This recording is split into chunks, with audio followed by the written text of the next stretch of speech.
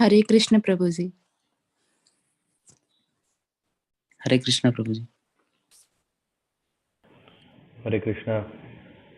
Saundarya Mataji. Sridhar Prabhu.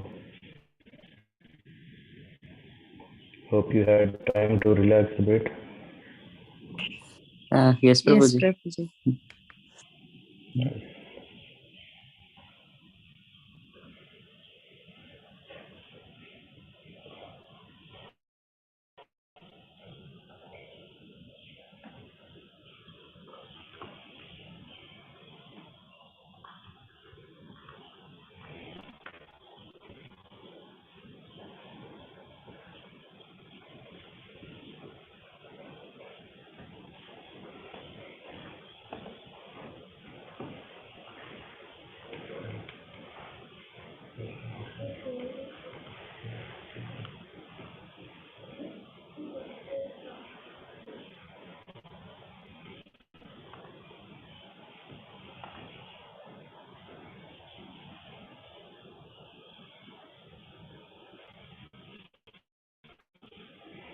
Hare Krishna Rahul Prabhu. Radhika Mate. Hare Krishna Prabhuji. Oh, how are you feeling? Yeah, good Prabhuji. You all are good? Nice. Yeah, we are fine. All good. Okay. I'll offer prayer and then maybe then we begin with recitation and followed by small discussion.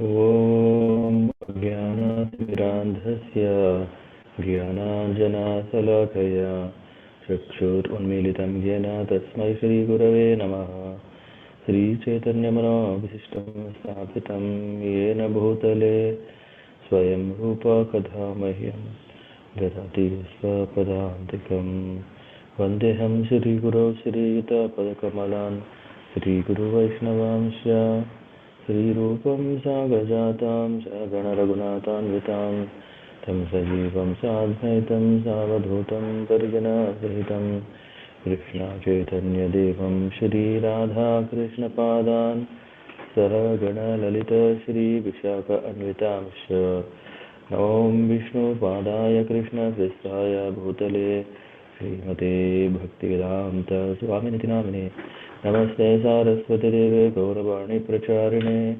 Nirvishesha Sunyavadi Paschatya Satarine Vanchakalpatarabhyascha Kripa Sindhubhyeva cha Patitanam Pavanebhyo Vaishnavebhyo Namo Namaha Namo Mahaudanyaya Krishna Prema Pradayate Krishnaya Krishna Chaitanya Namne Gauratvishe Namaha He Krishna Karuna Sindho Dinabandho Jagatpate Gopisa Gopika Kanta Radha Kanta Namostute Tapta Kanchana Gaurangi Radhe Vrindavaneshwari Vrishabhanusute Devi Pranavami Hari Priye Jaya Shri Krishna Chaitanya Prabhu Nityananda Shri Advaita Gadadhara Srivasadi Gaura Bhakta Vrinda Hare Krishna Krishna Krishna Hare Hare Hare Rama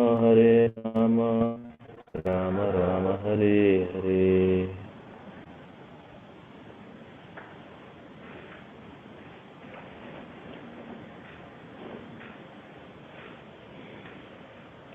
Let me know if you can see the screen. Saundarya Mataji. Suritesh Prabhu. Yes, Prabhuji. Yes, Prabhuji. Okay. Saying 3 times Om Namo Bhagavate Vasudevaya. Please start. Om Namo Bhagavate Vasudevaya. Om Namo Bhagavate Vasudevaya. Om Namo Bhagavate Vasudevaya. Chapter 25, The Glories of Devotional Service. Sri Saunaka said, although he is unborn, the Supreme Personality of Godhead took birth as Kapila Muni by his internal potency. He descended to disseminate the transcendental knowledge for benefit of the whole human race. Saunaka continued, There is no one who knows more than Lord himself. No one is more worshipable or more mature a yogi than he. He is therefore the master of Vedas, and to hear him always is actual pleasure of the senses. Therefore, please precisely describe all the activities and pastimes of the personality of Godhead, who is full of self desire and who assumes all the activities by his internal potency. Sri Sutta Goswami said, the most powerful sage Maitreya was a friend of Vyasadeva. Being encouraged and pleased by Vidura's inquiry about transcendental knowledge, Maitreya spoke as follows. Maitreya said, when Kardama left for the forest, Lord Kapila stayed on the strand of the Bindu Sarovara to please his mother Devahuti. When Kapila, who could show her the ultimate goal of the absolute truth, was sitting leisurely before her, Devahuti remembered the words Brahma had spoken to her, and she therefore began to question Kapila as follows. Devahuti said, I am very sick of the disturbance caused by the material senses. For because of the sense disturbance, my lord, I have fallen into the abyss of ignorance. Your Lord is my only means of getting out of this darkest region of ignorance, because you are my transcendental eye, which, by your own mercy only, I have attained after many, many births. You are the Supreme Personality of Godhead, the origin and Supreme Lord of all living entities. You have arisen to disseminate the rays of sun in order to dissipate the darkness of the ignorance of the universe. Now be pleased, my Lord, to dispel my great delusion. Due to my feelings of false ego, I have been engaged by your Maya and have identified myself with the body and consequently bodily relations. Devahuti continued, I have taken the shelter of your lotus feet because you are the only person of whom to take shelter. You are the axe, you are the axe which can cut the tree of material existence. I therefore offer you my obeisances unto you, who are the greatest of all transcendentalists, and I inquire from you as the relationship between man and woman and between spirit and master. Maitreya said, after hearing his mother's uncontaminated desire for transcendental realization, the Lord thanked her within himself for her questions, and thus, his face smiling, he explained the path of transcendentalists who are interested in self realization. The personality Yeah, of we could Godhead. hear Saundari Mataji. Can you read from 8 to 25th verse? Yes. Yes, Prabhuji.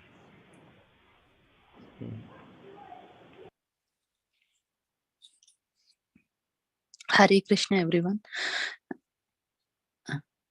The personality of Godhead answered, the yoga system which relates to the Lord and the individual soul, which is meant for the ultimate benefit of the living entity and which causes detachment from all the happiness and distress in the material world, is the highest yoga system. O most pious mother, I shall now explain unto you the ancient yoga system, which I explained formerly to the great sages. It is serviceable and practical in every way. The stage in which the consciousness of the living entity is attracted by the three modes of the material nature is called conditional life. But when the same consciousness is attached to the Supreme Personality of Godhead, one is situated in the consciousness of liberation. When one is completely cleansed of the impurities of lust and greed produced from the false identification of the body as I and bodily possessions as mine, one's mind becomes purified. In that pure state, he transcends the stage of so called material happiness and distress. At that time, the soul can see himself to be transcendental to material existence and always self effulgent, never fragmented, although very minute in size. In that position of self-realization, by practice of knowledge and renunciation in devotional service, one sees everything in the right perspective. He becomes indifferent to material existence and material influence acts less powerfully upon him. Perfection in self realization cannot be attained by any kind of yogi unless he engages in devotional service to the Supreme Personality of Godhead, for that is the only auspicious path. Every learned man knows very well that attachment for the material is the greatest entanglement of the spirit soul, but the same attachment, when applied to the self realized devotees, opens the door of liberation. The symptoms of sadhu are that he is tolerant, merciful, and friendly to all living entities. He has no enemies, he is peaceful, he abides by the scriptures, and all his characteristics are sublime. Such a sadhu engages in staunch devotional service to the Lord without deviation. For the sake of the Lord, he renounces all other connections such as family relationships and friendly acquaintances within the world.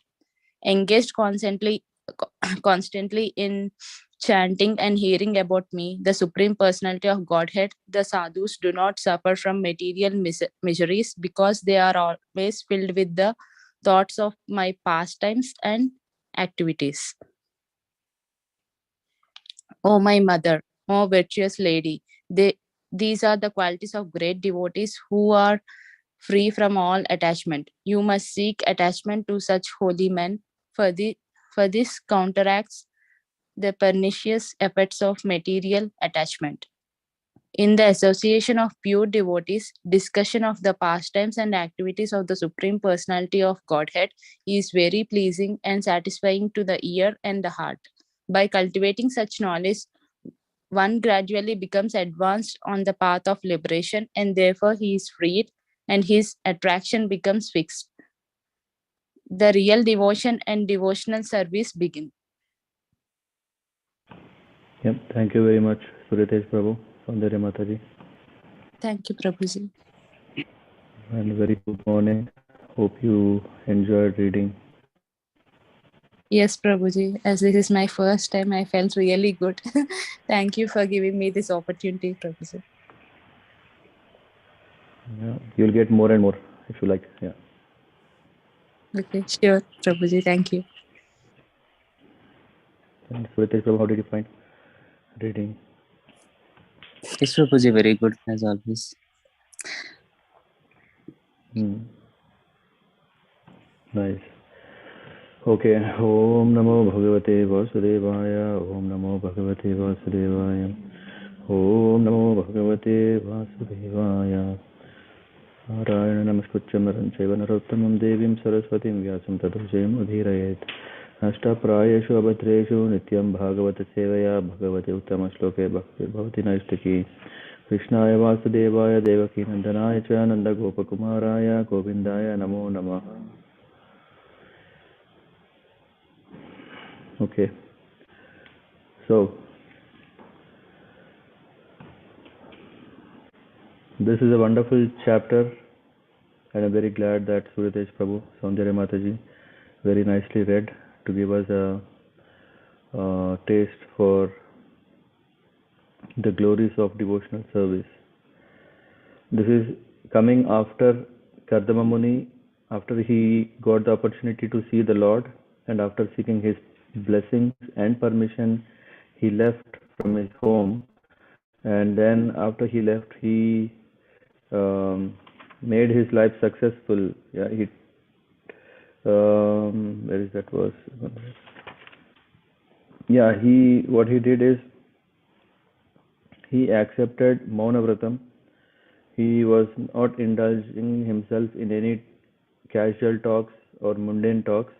He focused himself at the lotus feet of the Lord, and all his activities, his mind, he fixed his mind on the Lord, and then he became free from false ego, and then he became liberated. He saw the Lord, and free from all hatred and desire, he achieved perfection.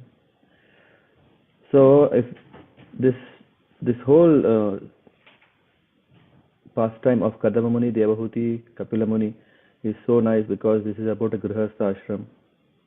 This is discussing about how one should lead a life in Grihastha ashram. We know that in India there is a lot of wealth, and that wealth, is not so much found in any part of the world. This is mainly because it is not just in India that there is a family where wife, husband, kids, grandparents, grandchildren, such a setup is there, but also there is a governing direction given to such a family. And what is that? Is that to keep Krishna in the center in all the activities. It is not that one gets married for one's own enjoyment, one have offsprings, and one acquires name, fame, power, and everything that's needed for satisfying one's own desires. Because we have these desires from 5 years of age, 6 years, 7 years, 18 years, 20 years. We want to find a way how I can, because if we have a desire, because it is our desire, no one else will come and fulfill that. So we will be very passionate to work for it. But the only thing is that, is it a right desire? And if this desire is carried forward, what will happen? So this, one second.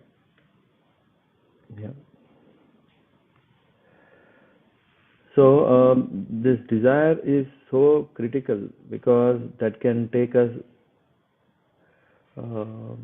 transcend the problems, and the same, if we do not have the right desires, then it can push us down in the nether worlds, where there is no happiness but seemingly conditional. So these teachings of Kapila Muni are so relevant, because these are for grihasthas, these are for householders, these are for family men, so that we cannot brush off saying that this Puranas, this Bhagavatam, or all these are for people who are following brahmachari lifestyle or sannyas lifestyle, or people who have renounced everything and who have become vairagis, and this is only for them, or become for Paramahamsas. No. Bhagavatam itself is so beautiful that it can be accessed for everyone. Every person can benefit. Even a child can benefit by taking to Bhagavatam. And especially this episode of Devahuti and Kardama Muni gives how a grihastha should lead a life. Let's continue from there, and take from here that Saunaka Rishi is asking Suta Goswami, what happened now? This is something very interesting question. Why? Because if the audience are just hearing, the speaker may go with his flow, that he anyway will benefit, because he is doing the Shravanam, he is doing Kirtanam, both happening at the same time, he is getting benefited. But in order for the benefit of everyone who are also present there, by inquiring, by showing enthusiasm, that can give a direction which is favorable not only for the speaker but also the people who are there, who are hearing. So here Saunaka Rishi is asking Suta Goswami, tell, there is no one who knows more than the Lord himself. No one is more worshipable or more mature as a yogi than he. He therefore the master of the Vedas, and to hear about him always is the actual pleasure of senses. So Saunaka Rishi, he after hearing so far, he was not tired, but he was even more enthusiastic to hear the glories of the Lord again and again, and he wanted to hear, and he is saying, he is the master. If at all we want to enjoy, even if we want to enjoy, we always look for examples. We want to see who has enjoyed the best. So we want to approach him. We want to learn. We want to associate. So here, Saunaka Rishi He is so much blessed that just by hearing the glories of the Lord, he is happy. And he is not just satisfied there. Just like even in our, if we see in our material life, even if we get what we want, still we are not satisfied because we want more and more and more. Huh?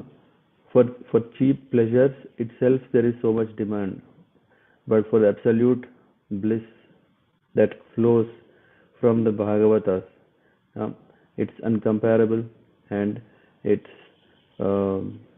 unlimited bliss that one can access. So Saunaka Rishi is asking, please tell more. And yeah,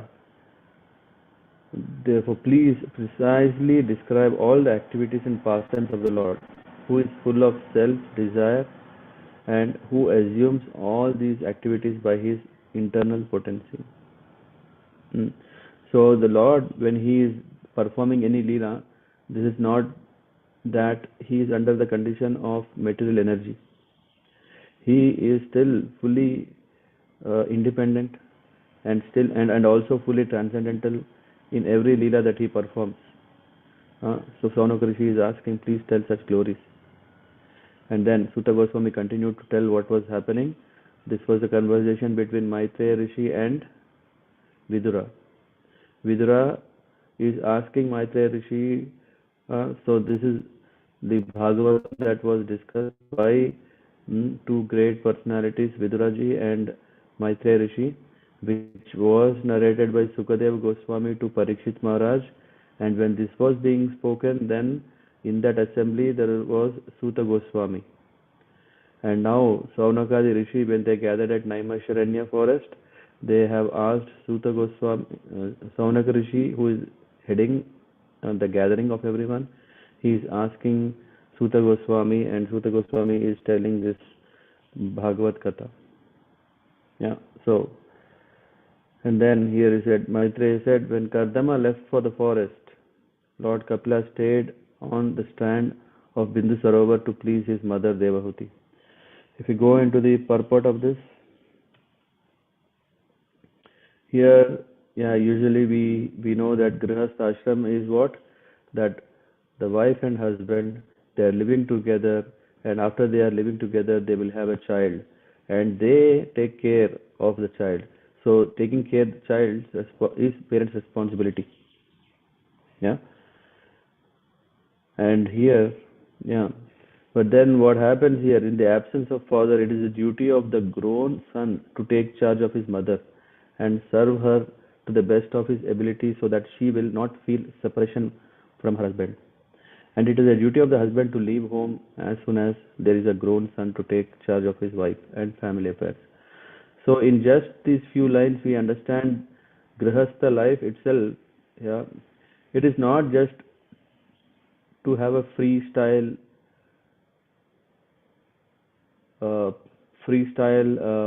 project of whatever we want, whatever we can. It's not like that. It is also that ashram which also is a means to achieve the goal of life. Yeah, usually people think that after marriage, there is no hurry to go to Hari. Yeah, they will only think that first myself, then the self of the Supreme Lord can be thought later. But here it is said how to lead a life. Yeah, in the absence of the father, when the father is leaving the home, because Prahlad Maharaj is saying that this material world is like a deep, dark pit, well, where if one enters, they cannot see that how deep it is. They do not see where to come out, how to relieve. So such condition is Grihastha Ashram, this family affair. But when the father, when the time comes, he has to leave. The head, we usually say head of the family. What happens? Does it mean that the head of the family continues to take care of the burden of the family forever? It is not said so. When the child is grown, the child is given the responsibility. So in that way, the child is already getting the heaviness of the responsibility in the absence of the father, which means it is not that the father can escape that path. he has to take the path very carefully, handing over the family affairs and his wife in the hands of the son. So here, usually, as I said, it is the mother and father who, the world knows should take the responsibility of the son, but it's not forever. The time comes where the son should stand up and he has to take over the responsibility of his mother in the absence of father, and also start taking care of the family responsibilities. Yeah, that is the Vedic system of household life. One should not remain continually implicated in household affairs up to the time of death. So this clearly says that one should very seriously plan early retirement. In this world currently, because the health conditions are improving, people the governments, what they are doing is they are increasing the retirement age limit. What is it called? Yeah. So yeah, it is very attractive, right? Whatever I could not do in 60 years of my life, I hope that in the next 7 years I will do everything. But it will become 70 years, 75 years, people still are not able to do it. Why? Because Lord is unlimited and his pleasure potency is unlimited, and his Maya is also unlimited. It is not possible for us to be satisfied, because that is not the purpose of this material energy of the Lord. We will discuss that later. So family affairs and the wife may be taken charge of by a grown son. So this is very important. Yeah, that such a facility is provided, arranged, and then the father or the head of the family is moving out. This is also, I remember Shubhavilas Prabhu was telling from, who is a guest speaker or lecturer in IIM, Ahmedabad. He is teaching the students about a leadership, art of leadership, where he says that a leader should not stay longer in that position. Why? Because by staying so, he may get stagnant, and because he is stagnant, that other things may get stagnant. Yeah. So similarly, the head of the family, it's not that he is staying like that forever and ever, but he should move on for his own benefit and for the benefit of the family. It is not that he is renouncing everything and living at the fate of the family and he is escaping because I think in one of the verses it is described this material world is a place of entanglement. Yeah, we need an axe to cut such a tree of material conditioning. So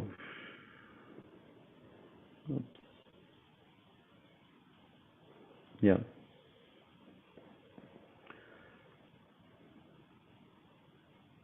So then, Devavati, she is saying, I'm very sick.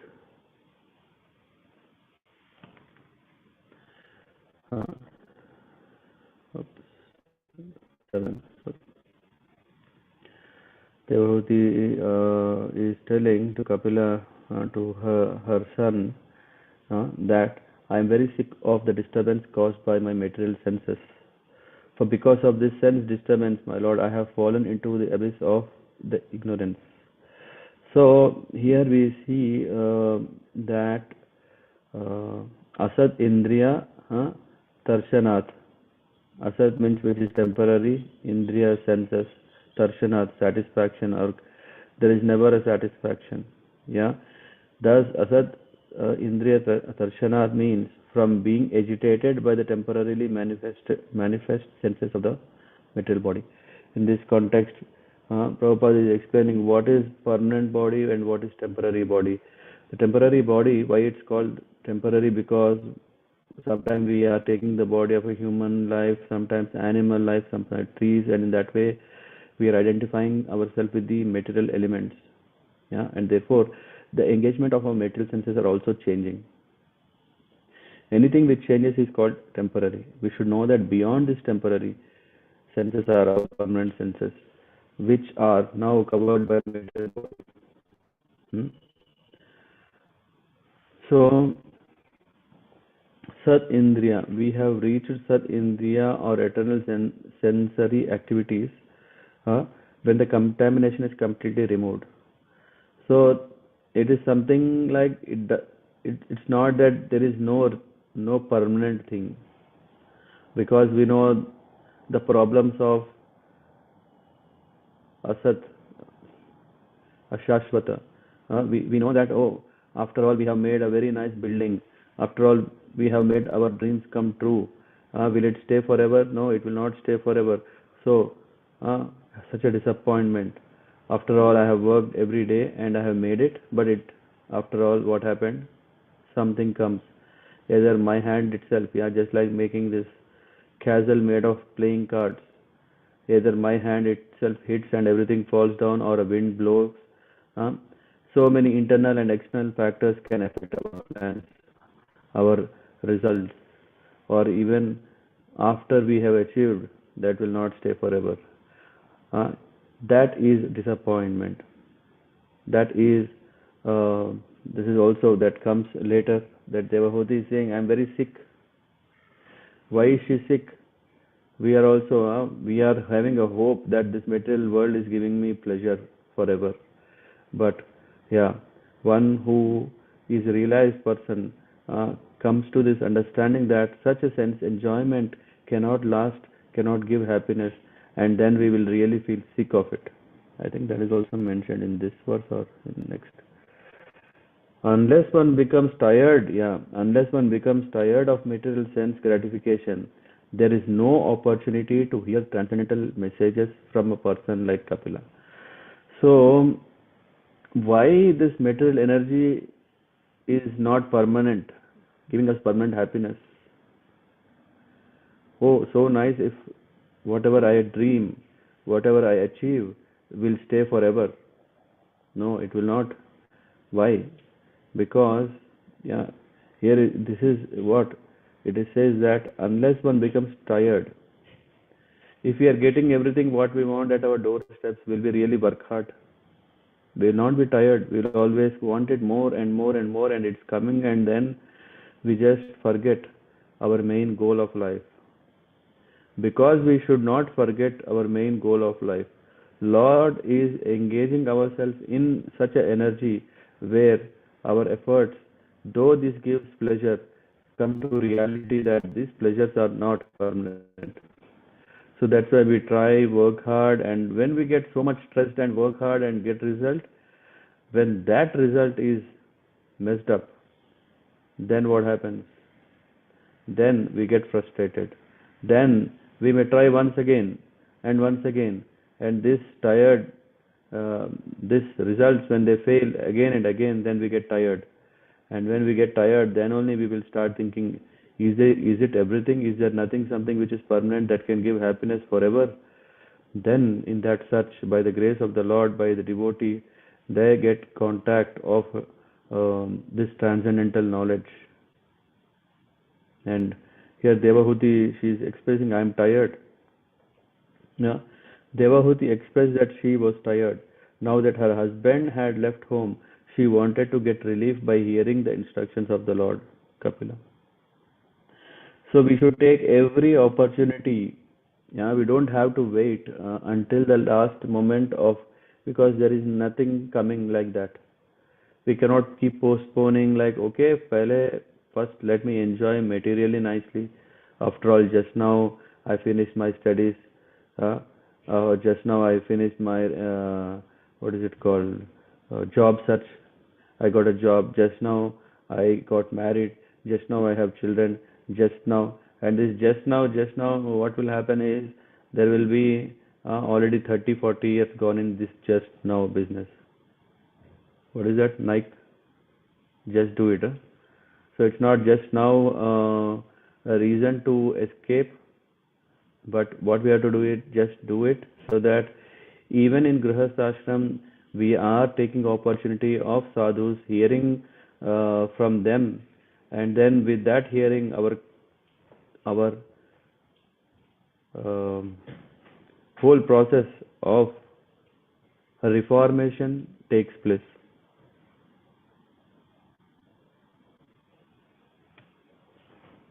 So, and then this 8th verse is very important. Yeah, yeah. Here it's saying, "Oh, your lordship is my only means of getting out of this darkest region of ignorance, because you are my transcendental I, huh? Which by your mercy only I have attained after many, many births." Who is he here addressed is that just like in Bhagavad Gita, there is this Arjuna, he is bewildered. He is talking in the lines of material understanding of one who is a relative and everything, and then ignoring the regulations, or what is it called, dharma. Similarly, here Devahuti is saying to Kapila Muni, she is saying that I take shelter at your lotus feet, so please enlighten me so that I can get out of this entanglement. So this is again a combination, a deadly combination of a guru and his disciple. It is said that with the mercy of Guru, there is nothing impossible to achieve. Of course, after having a Guru, we should not keep asking about material things. That will only give more pain to the spiritual master. But one should take such an opportunity after getting Guru to discuss about that important aspects of one's life that can make him free from the suffering and make the Guru happy. Yeah. So here it says that this verse is very instructive, since it indicates the relationship between the spiritual master and the disciple. Yeah. One cannot continue to just come together, talk as friends or like family members at a peer level. One should take this position of, and that is the culture, that is the etiquette that we have in India still, that one is understanding if someone is an elderly person, one approaches him to seek his guidance, understanding that yes, he is on the path, and because he is on the path, he can also help me out. What I need to do, have Shraddha and Saburi, and very important, respect. I think we'll come across a very important verse which will take some time to discuss the qualities of a sadhu. So we should make every effort, yeah, to seek shelter. Yeah, it's not like after age of 18 years or after age of 21 years, the governments are declaring a person is major. Even Shastras also declare that a person is major. But it doesn't mean a major is independent. Yeah, because his psyche is developed, he is now in a position to do things on his own. It is only ability. But if such ability is not used properly, then such a person is still always a minor. And this is what happens, yeah, when we lack to know what is right, what is wrong, to discriminate between good and bad. It doesn't matter whether we are 20, 30, 40, 50 years, but if we do not know what is the right thing to do, then we are still minors. What does that mean? We should be under the guidance of someone. So in that way, a guidance of a spiritual master is always there, which means that even if we achieve 50 years or 60 years, we cannot be independent because we have not achieved the perfection of our life. And what is that guidance? It is spiritual master. Any other guidance will be a casual deal. It's like whether I will take it or not, whether I will follow or not. But when it comes to the spiritual master, then we are having unflinching faith and also unshaken dedication towards serving the Lord, serving the spiritual master. So here is it. But if it is very difficult to get out of this entanglement and attain freedom. We cannot achieve freedom on our own. Yeah, it should be given. This is something like you have holded a piece of a gem in your hand, and how can I get it? It is only when you let it go from your hand. So this freedom is not in our hand. We are in this material energy. We are in the influence of this material energy. So this material energy is, we are not the owners of it. We are not the master of this material energy. We are still what? We are only servants. So the power of energy is, the power of Lord is so that only Lord can give us that freedom. So if this gem is, or jewel, or whatever precious thing it is there, it is not in our hand. We only have to request the person who has it, please open, please give me. And when we plead him, when we serve him, when he is pleased, then the gem can be released. And what is this gem? Eternal happiness. This is what we want, but it's not so cheap. We have to approach association of spiritual master. But if one is fortunate enough to get the association of a spiritual master like Kapila Muni or his representative, then by his grace one can be delivered from the mire of ignorance. The spiritual master is therefore worshipped as one who delivers the disciple from the mire of ignorance with the light of torch of knowledge. So this is so important that we cannot underestimate the power of knowledge. We cannot say that this is too complicated, let me ignore it, let me give it up, I don't want the knowledge, or I don't see a point to acquire knowledge. No.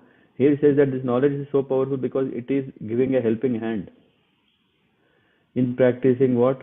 In practicing bhakti. To practice bhakti, we need the support of jnana. Otherwise, what happens is our faith may get shaken. Yeah, I think that. Yeah, which verse are we talking now? 8th verse. Yeah. So this is so important that knowledge can support us. That even when the when the cyclone of material desires come, the boat gets carried away in the waters. What is the way to safeguard is an anchor. Otherwise, because the wind is blowing, the boat is flowing along the river, and then we don't know where it goes, and it even breaks. So in this Bhavasagar, in this material existence, in this ocean of material existence, where there are sharks in the form of desires, we are very there are whales and so many what is Timingalam? Whale. Yeah.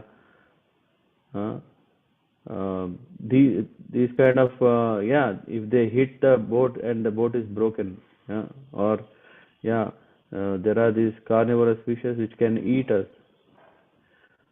So we cannot sail the boat of our desires forever, because there are different kinds of conditions that come. There is favorable winds and cyclones and tornadoes and Bermudas, whatever, all these kind of disturbances that are there in the form of family life, in the form of desires, in the form of habits, so many conditioning.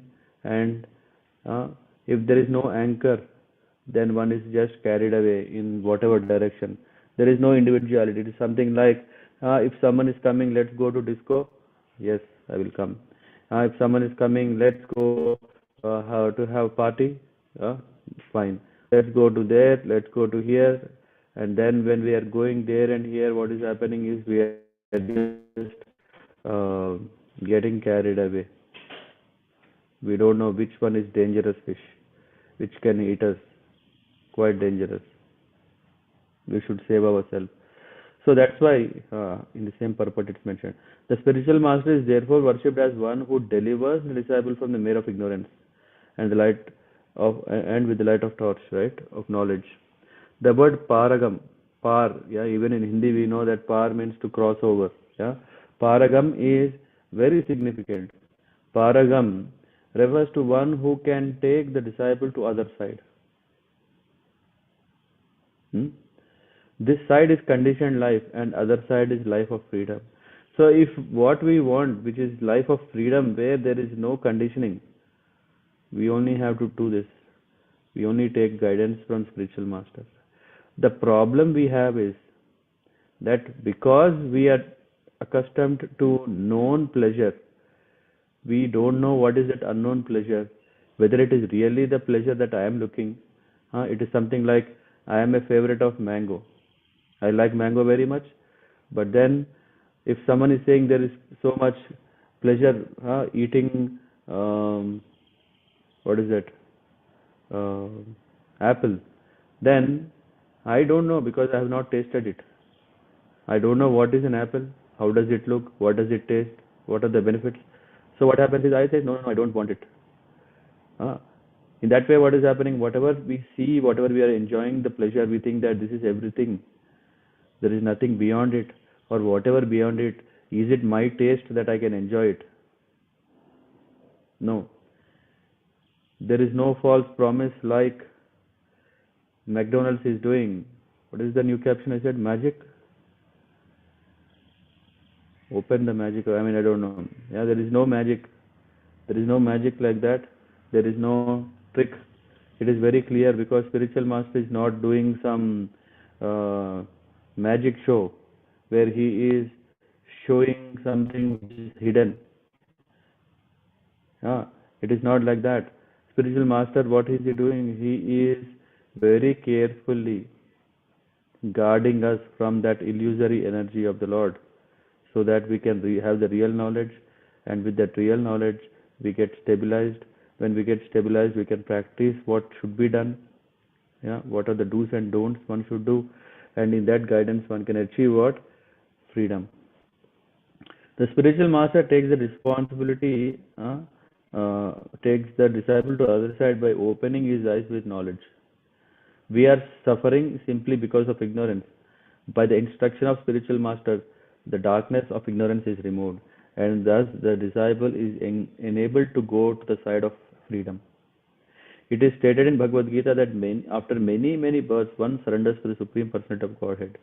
Similarly, if after many births, one is able to find a bona fide spiritual master and surrender to such a bona fide spiritual master, bona fide representative of Krishna, one can be taken to the side of light. So that important it is to not be independent, but to really look for and wholeheartedly and willingly accept shelter from spiritual master, from a guru. So this is the value add from this particular verse. And then you are Devotee saying, you are the Supreme Personality of Godhead, the origin and the Supreme Lord of all living entities. You have arisen to decimate the rays of the sun, in order to decimate the darkness of ignorance of universe. Just like if the sunset is there is all darkness. In the mode of darkness or in the mode of ignorance, in the dark, we don't know what are we doing. It is as if like you have eyes but you cannot see in the night, because the objects are not illuminated by sun rays. Similarly, though we have everything around us, we know that okay, we can still achieve freedom, we can still achieve the perfection of life in this world, in this lifetime, but because our eyes are closed, or our eyes are not having the facility to see the opportunities to practice Yukta Vairagyam, to engage everything in the service of the Lord. So because of lack of that, we are not able to succeed. But here he said, you have risen to decimate the rays of the sun. The example here is just like when sun rises, then everything is enlivened. Everything is becoming lit up with light, and then because of this light, what is happening? That one is seeing things as it is. So similarly, when Lord appears in our heart, then this knowledge will remove the darkness from our heart. So it said similarly, without the light of the Supreme Lord, or without the divine grace of the spiritual master, one cannot see things as they are. We may just think, we may just do, but this may not result in the perfection.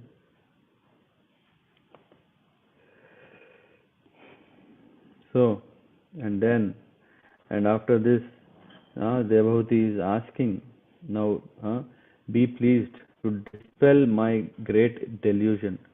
Due to my feeling of false ego, I have been engaged by your Maya and have identified myself with the body. So, this is the problem we have. Devahuti she is speaking on our behalf. She is telling that this body I have identified because of false ego, that this is everything, or this I am this body. Does this mean the Lord discriminates by engaging one in his devotional service and another in sense gratification? Because if Devahuti is saying that this Maya is your energy, I am sitting in everyone's heart, and from me comes everyone's remembrance and forgetfulness. This is what in Bhagavad Gita it is said. So one may think that why Lord is putting one in forgetfulness, and for some he is giving that remembrance to practice bhakti. Is Lord partial? Is Lord partial to do that? There is a question here answered. That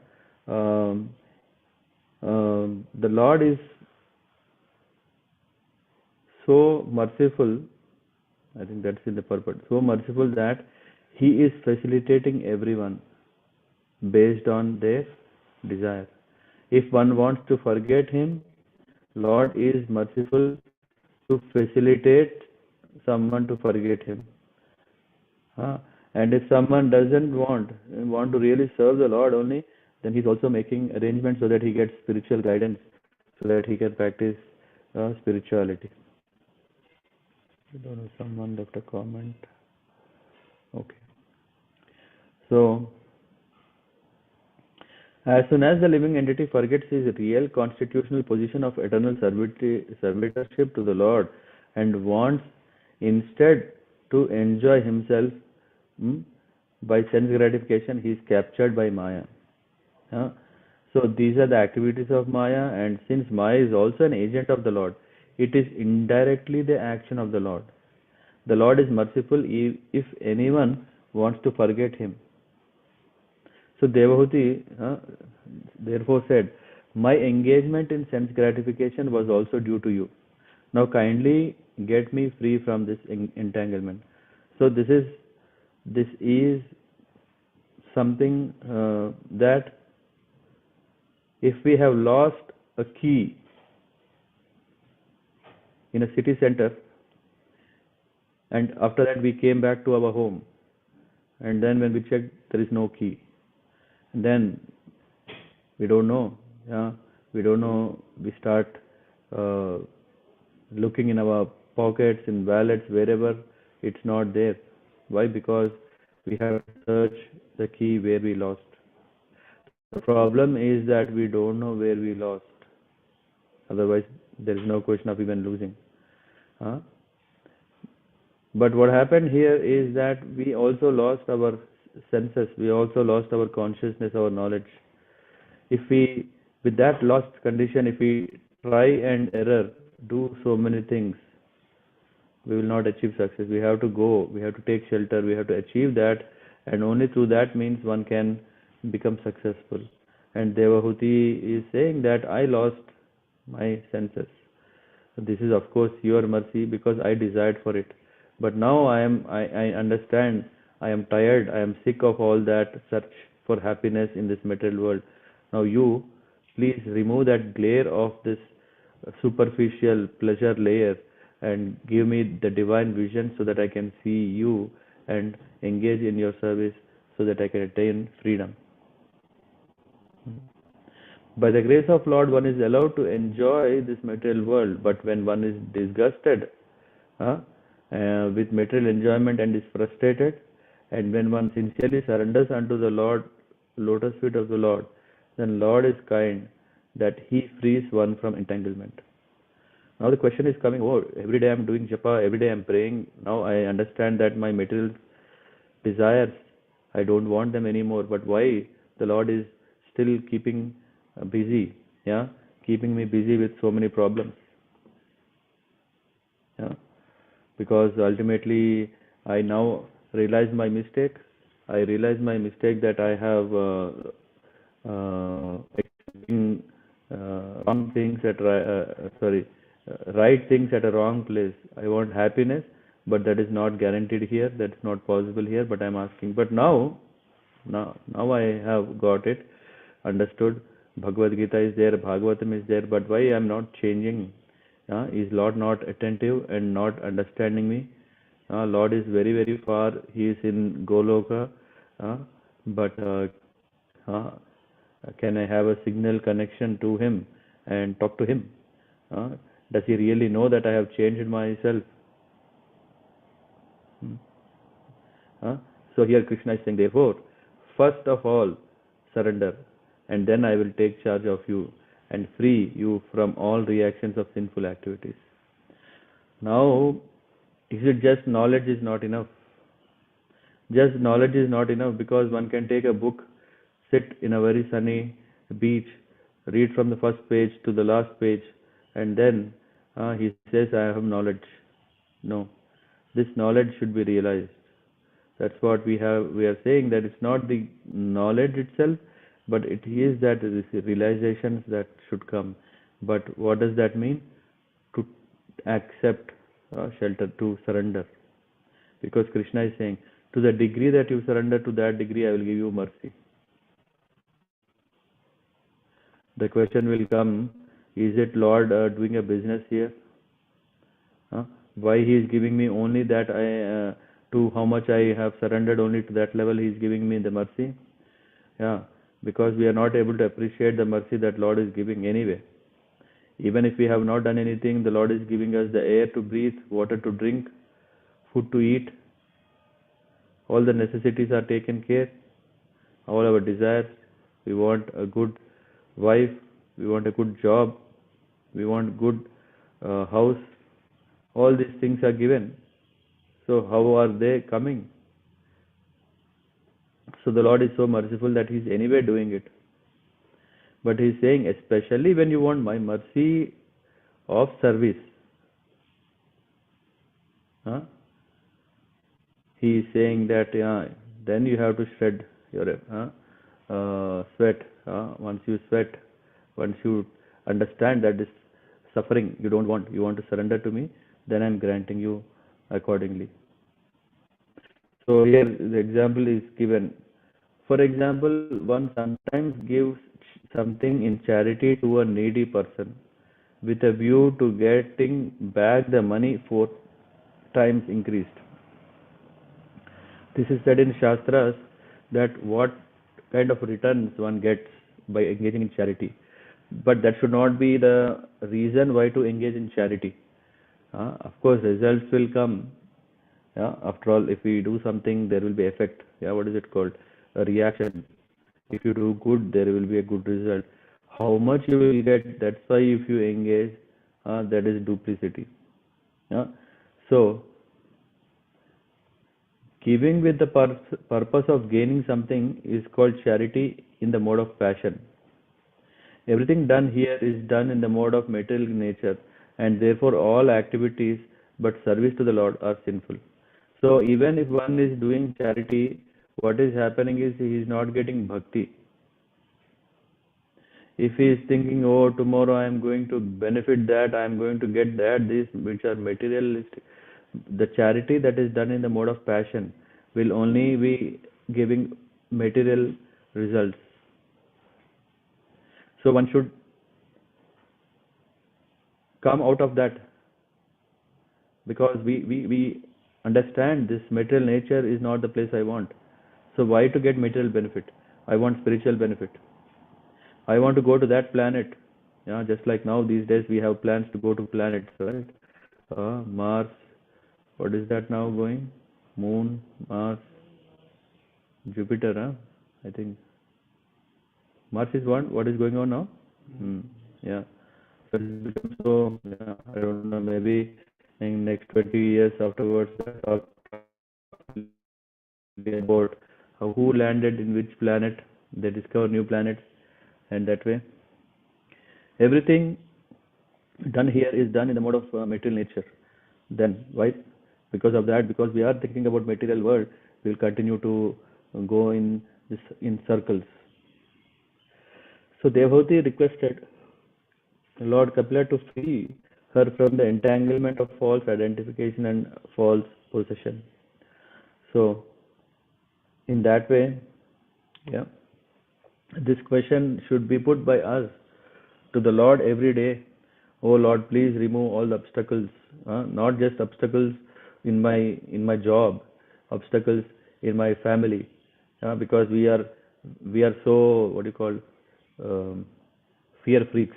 Yeah? As soon as some problem comes, we just start approaching the Lord because my child health is like that, my child didn't get a seat there, or my husband is like that, my household affairs are like this. So for everything we know, okay, we need to take shelter of the Lord, but not for transcendental knowledge, not for the bhakti.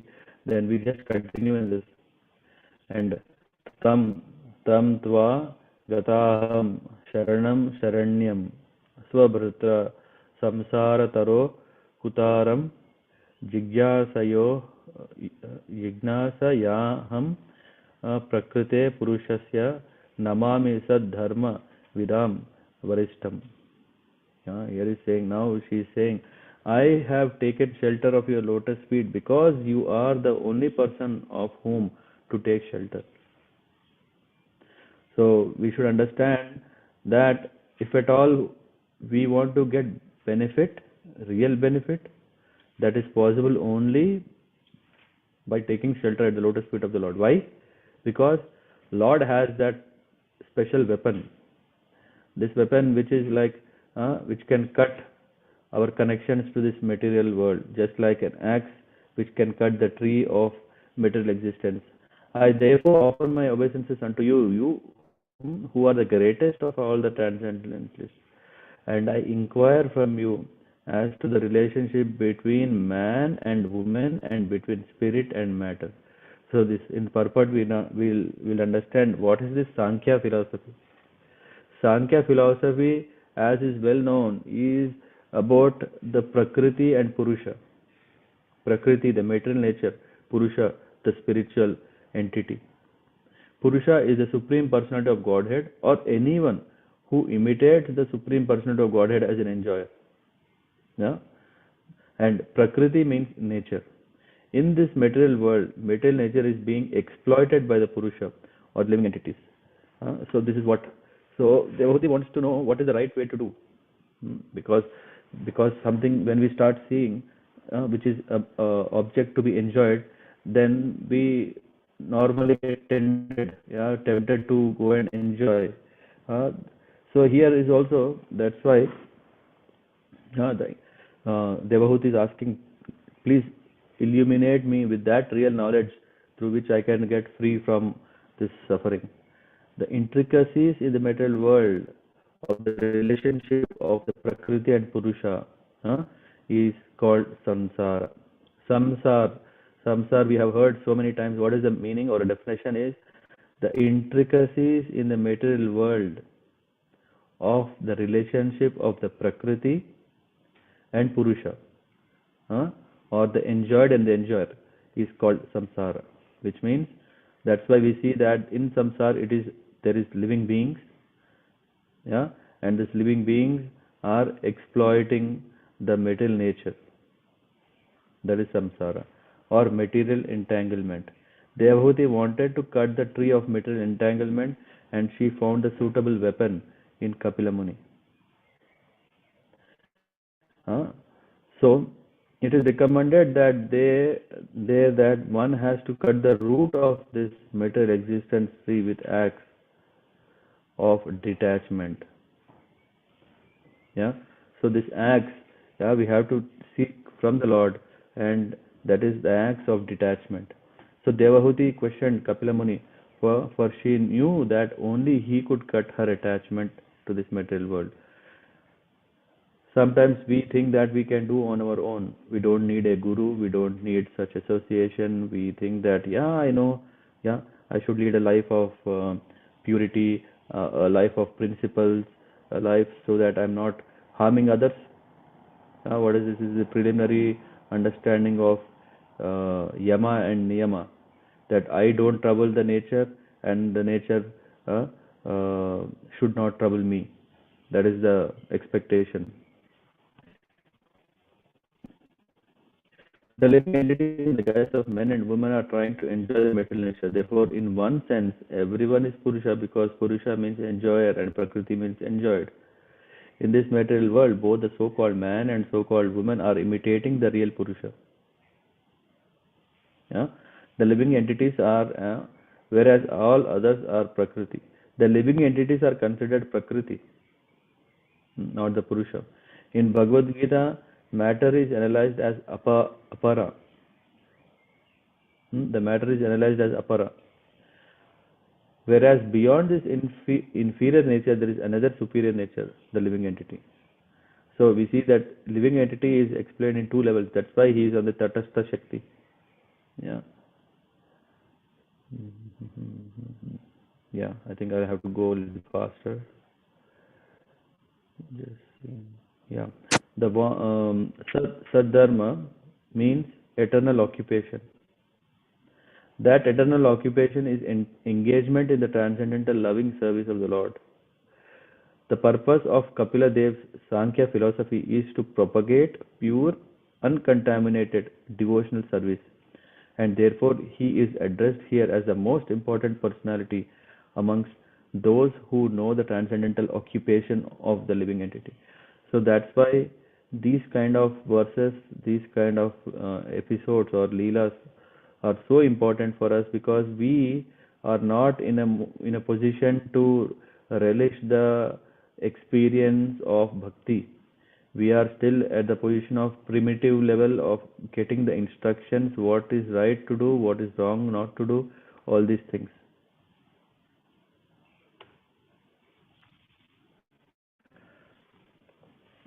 So so and here in this way here, Kapila Muni, he started explaining the philosophy. Yeah, he started sharing what is that Sankhya philosophy that his mother wanted to listen. He's saying, yeah, his face smiling, he explained the path of transcendentalists who are interested in self-realization.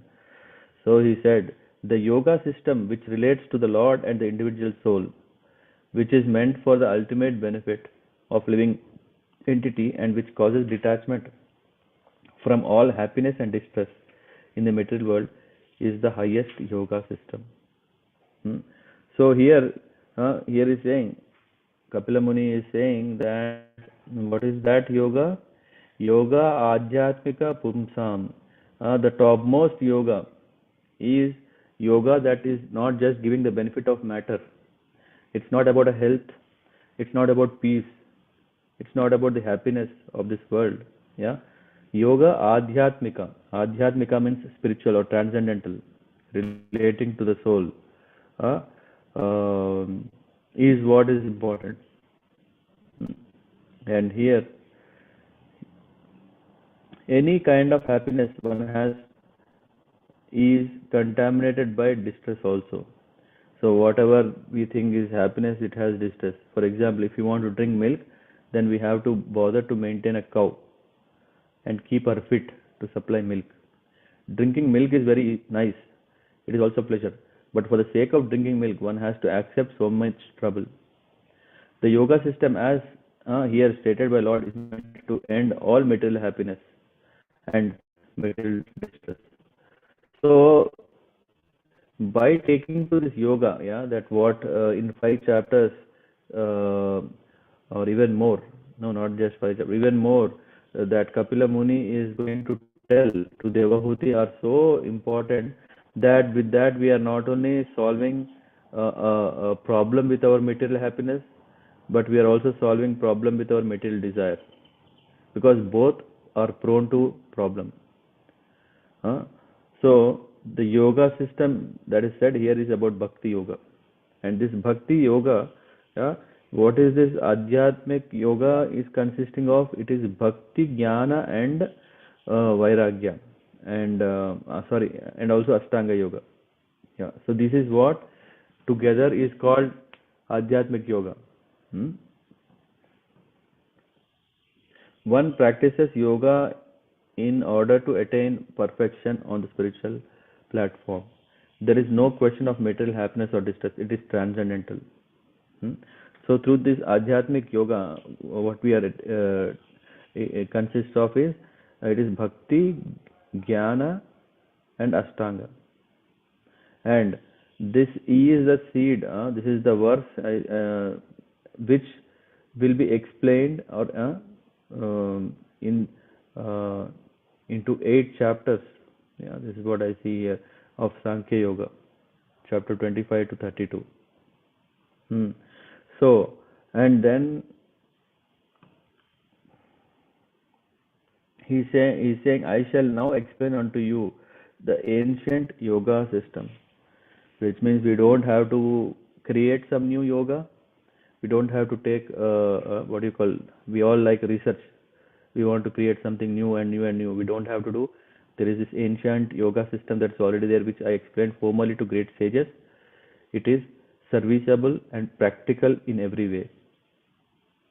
So in that way, this is very, very good to do and follow. And what is he saying? The stage in which the consciousness of living entity is attracted by the 3 modes is called conditioned life. But when the same consciousness is attached to the Supreme Lord, one is situated in consciousness of liberation. So that's why, these teachings are helping one to cross the basic hurdle of thinking this is everything, there is no happiness beyond. When one is completely cleansed of impurities of lust and greed, produced from the false identification of the body as I and bodily possession as mine, one's mind becomes purified. In that pure state, he transcends the stage of so-called material happiness and distress. So here it is also said, what is the way to go beyond? Because we all want happiness, and that happiness which we cannot imagine to get in this world, that is possible just by identifying ourselves to the soul, not as the body. At the time the soul can see himself to be transcendental. And that is a description of the soul. And in that position of self-realization, by practice of knowledge and renunciation, jnana and vairagya, in devotional service, one sees everything in the right perspective. He becomes indifferent to material existence, and material influence acts less powerfully upon him. So if we don't want the pains and problems of this material world, we have to take the special glasses adjusted by the lens power, which can see things as it is, and then we will be saved. Perfection in self-realization cannot be attained by any kind of yogi unless he engages in devotional service. So this statement is so powerful because this is saying the glories of bhakti. This 19 and 20 verses are telling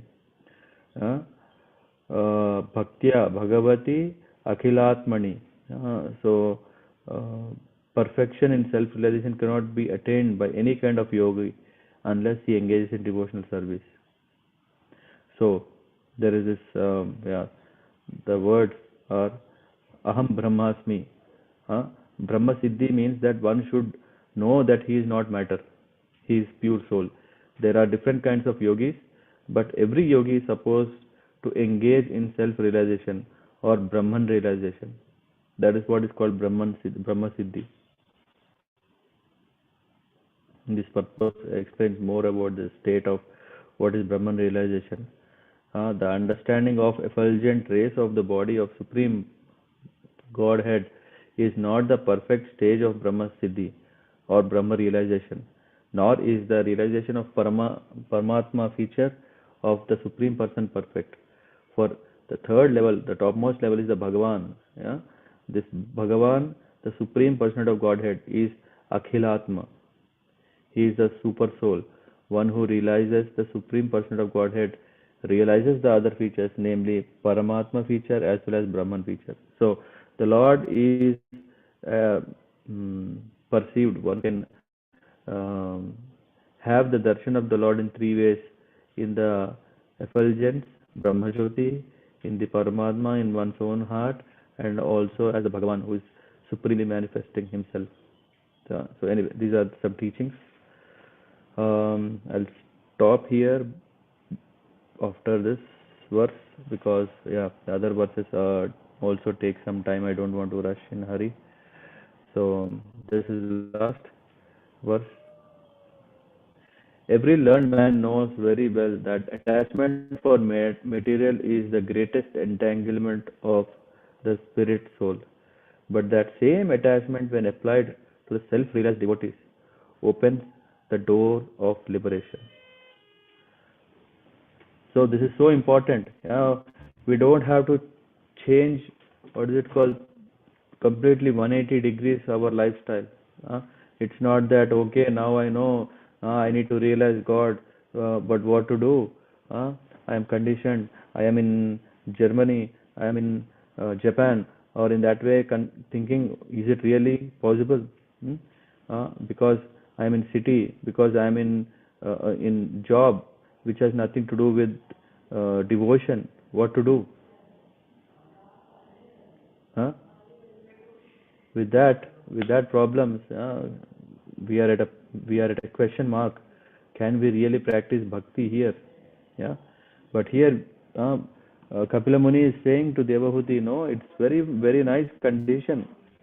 Whatever you have, you can use everything. Not attached to matter, but attached to the Lord, which means not to serve our senses, but to serve the Lord and His senses. But that same attachment, when applied to the self-realized devotees, how we can do it? Because we may think that Lord is there, but I'm offering the bhoga is there, but when I'm taking back the plate, it is same plate full. He has not eaten half, or even so. No, here Lord is, when we offer our service with whole heart, Lord is accepting. And what is other way? Lord is also sending His devotees, sending spiritual, sadhus, and by serving them, when we attach all our services to them, then that opens the door of liberation. So, attachment cannot be killed, but it can be transferred.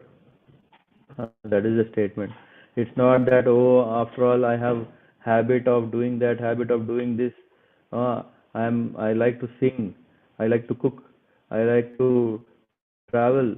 There are so many things that I like. And should I give up everything? No. Use everything for Krishna and his devotee service. Krishna consciousness is therefore the platform of attachment. We are telling of attachment, but what kind of attachment? Attachment which can make us free from all this entanglement. It is clearly stated here that when one simply purify the consciousness from material consciousness to Krishna consciousness, we attain liberation. Despite the statement that one should give up the attachment, desirelessness is not possible for a living entity. There is not a single moment where we can stay having no desire. So desires keep floating and they keep hitting our mind surface, and then these desires will take shape and we work for them. So, but what kind of desires matters? We see that if someone has no object of attachment, if he has no children, then he transfers his attachment to cats and dogs. This indicates the propensity for attachment cannot be stopped. It must be utilized for best purpose. Our attachment for material things perpetuates our conditional state, but the same attachment, when transferred to the Lord, then that becomes the source of liberation. Yeah. So here, this is the trick given. It is recommended that attachment should be transferred to the self-realized devotees, sadhus. And who is a sadhu? Sadhu is not just an ordinary man with a saffron robe or long beard. A sadhu is described in Bhagavad Gita as one who unflinchingly engages in devotional service. Even though one is found not to be following the strict rules and regulations of devotional service, if one simply has unflinching faith in Krishna, he is understood to be a sadhu. Sadhu revasa mantavya. Yeah? A sadhu is a strict follower of devotional service. It is recommended that here that if one at all wants to realize Brahman or spiritual perfection, his attachment should be transferred to sadhu. Lord Chaitanya also confirmed this. Lava matra sadhu sangha sarva siddhi hai. Simply by a moment's association with a sadhu, one can attain perfection. So that much emphasis is given. If at all one want the best thing that in this world is offering, it is association of a sadhu. Mahatma is another synonym of sadhu. It is said that service to a Mahatma or elevated devotee of the Lord is Dwaram Ahur Vimukte, the royal road of liberation. So in that way, it is said. If we want to associate with sadhu, we cannot expect him to give us instruction on how to improve our material condition. So sadhu is not for telling how to increase our assets, how to become rich. That is the result of association of sadhu. Kapila Muni first of all instructs that the path of liberation begins with such association. Thank you very much. Anyone? Any questions? Anyone want to add anything? I think we already covered more topics, not just one or two.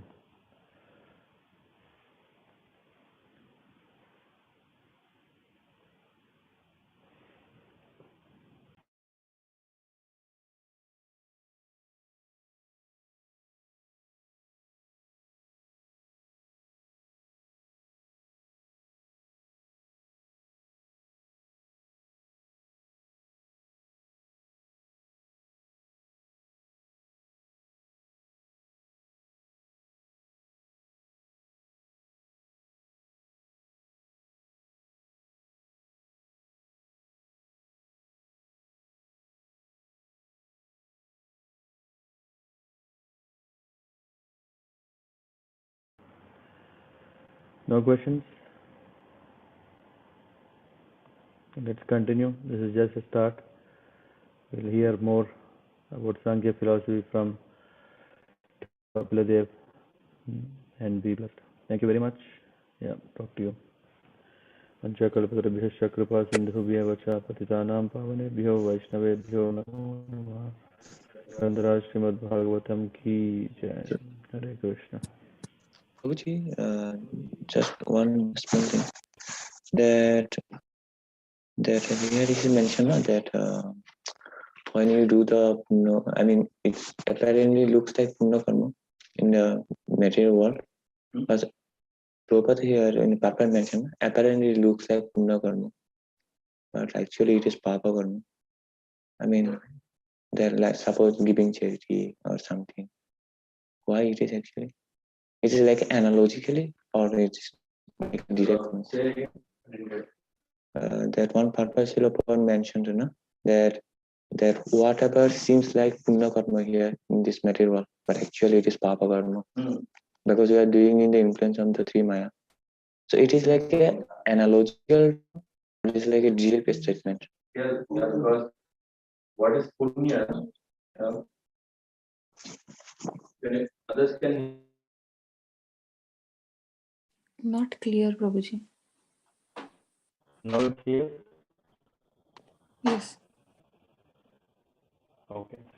No, the question is that, yeah, this is in the connection of where we are hearing that whatever activities that we perform in the material world, yeah, so which is, there is material happiness, material distress, everything. Like the example given here is about the cow milk, yeah. Usually we are engaging ourselves in drinking the milk, which is so nice, but to maintain cow, yeah, is a lot of problem. Yeah, but that is the example.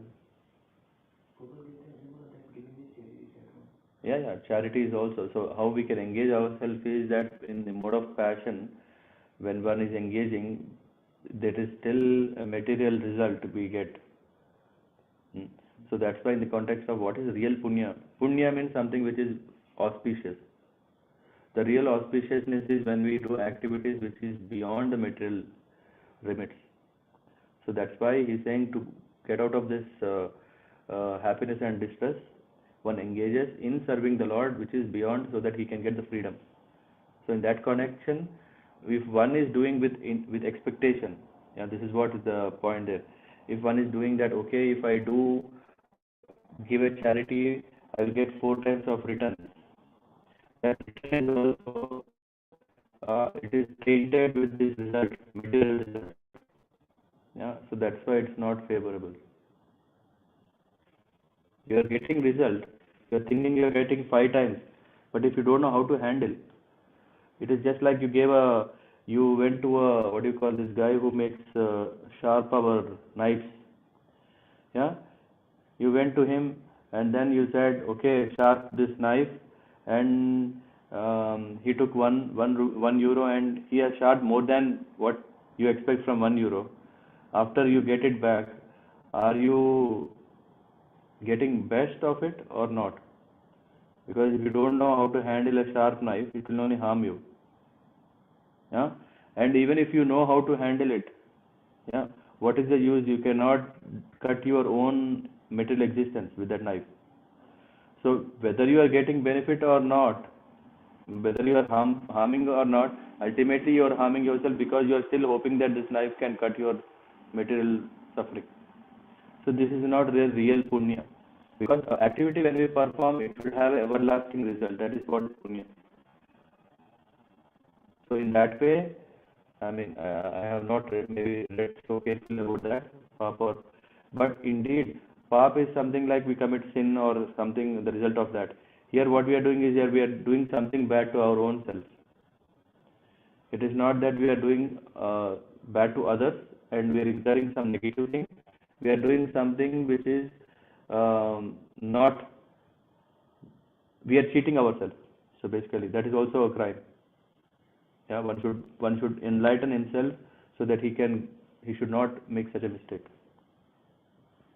But one thing, actually, I'm correcting this one in the Gita. It is mentioned that there is Sati, Dan, Rajasiddhan,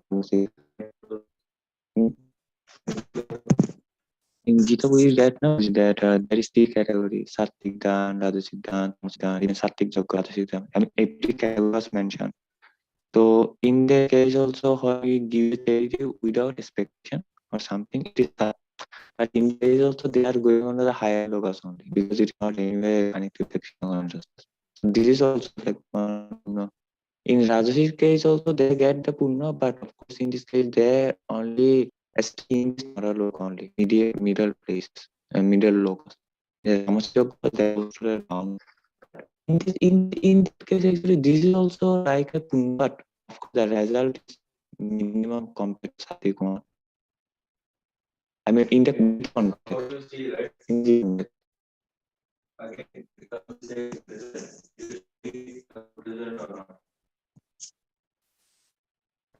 when you are seeing the grade of result,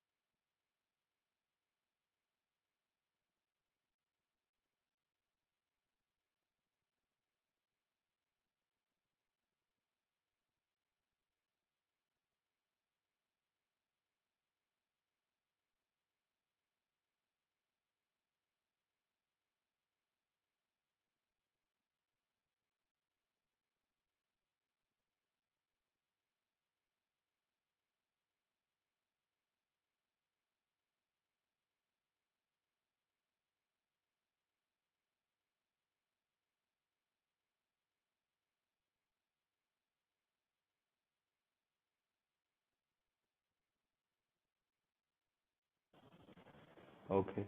Yeah. What I was telling is that, yeah, indeed, when we are harming ourselves, it is also a crime. Yeah, this is right. Like, what is it called? Procrastination. Is often, yeah, torturing our body is also right. So this is also harming our own self. Yeah, yeah. Only thing is, because when one is not seeing with inclusion of Krishna consciousness, then we start seeing at a rituals, Vedic karma kanda and etc. Then this is categorized as punya, yeah, because at least you are getting good result. But when we start comparing, or when we start bringing the whole context into picture, this is what here it said, that then we start seeing that this is nothing what it's, there is no hope of happiness in this material world. There is no hope of anything that can happen good here.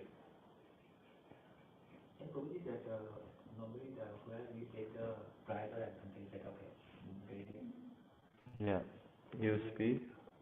Hmm.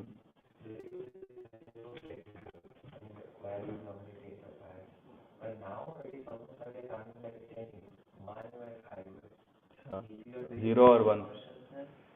Yeah. Yeah.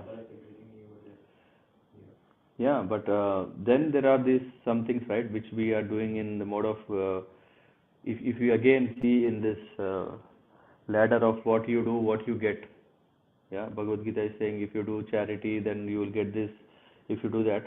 So these are something which are keeping still a degree of doing something good, so that tomorrow by that there is the mercy of the Lord or his devotee coming. So at least something to be done, right? Though it is not the ultimate thing, but at least you are showing a gesture that I want to do something. That gesture is bringing the opportunity to go into Krishna consciousness. Hmm? At least you are showing to the Lord that I feel reformed. That is what is we are doing to this, doing charity, and that. And again, in that detachment, how detached are we? Yeah. So this uh, this qualifies, I mean not qualified, this puts us in a better position to get the mercy of the Lord, that we can take up to Krishna consciousness. Yeah. So but the result is one thing. So it has its result. When you do good, you get good. When you do bad, you get bad. That result is anyway there. But overall, what we are doing is, by just staying in this equation, we are not attaining the ultimate goal of life.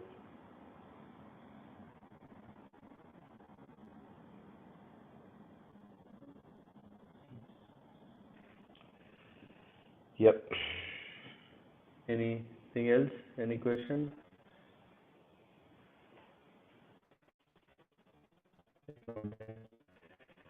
Once again, see you all tomorrow. Hare Krishna. Hare Krishna. Hare Krishna. Thank you, Prabhu. Hare Krishna. Hare Krishna, Prabhu. Hare Krishna, Prabhu. Thank you, Prabhuji. Hare Krishna. Hare Krishna. Hare Krishna.